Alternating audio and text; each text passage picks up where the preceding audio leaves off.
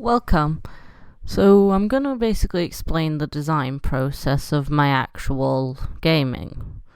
Here I've actually used several books, such as An Architectural Approach to Level Design by Tot and CW, specifically looking at the software-based and theory-based for games design. This simply is because I tend to be more of a theory-based designer than an actual software-based, since that's what I'm good at.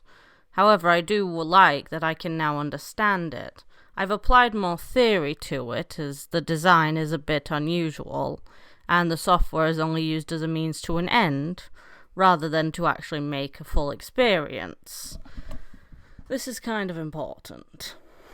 I also used The Art of Games Design, a book of lenses by J. Snell, specifically to study the fields of design and how a human experience can be recorded. You see, with the human experience, you can either go scientifically or more introspectively, which a lot of games designers seem to forget. I've actually used this and used my own experience of going through different buildings and places in order to capture the feeling I felt when I was trying to explore places, and had quite the experience sometimes. This is pretty normal. I also wanted to study up on loneliness, as that is a part of the game. It is to make you lonely. You have no one else, which actually is a very good science made and area to work on.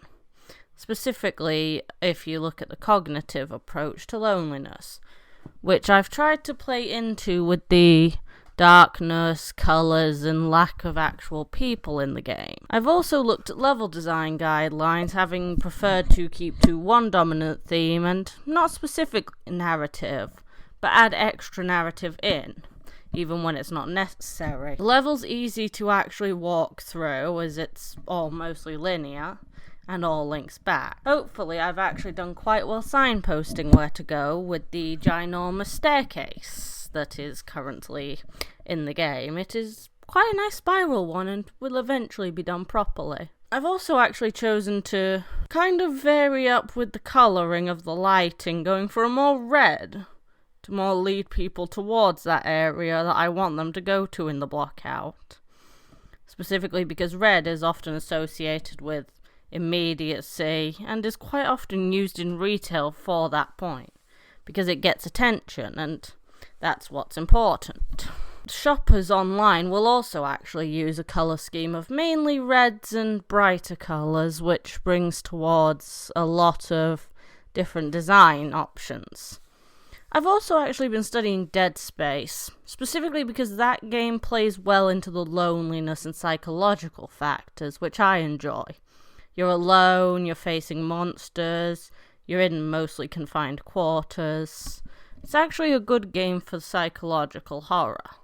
Granted, there are jump scares, but that's kind of expected from a horror game. I actually like that because it doesn't come constantly, and it more relies on the loneliness of space, which gives a variety of options for people to do. In my level, I've decided to try and implement that, as I've said, with less people, no skeletons, a mess of things. Basically just everything you'd expect to find. I wanted to do more psychological, but I haven't managed to add sounds in yet to play into that, and as such that still needs some work at the moment. I've also just tried to not make it too lonely to put off the player.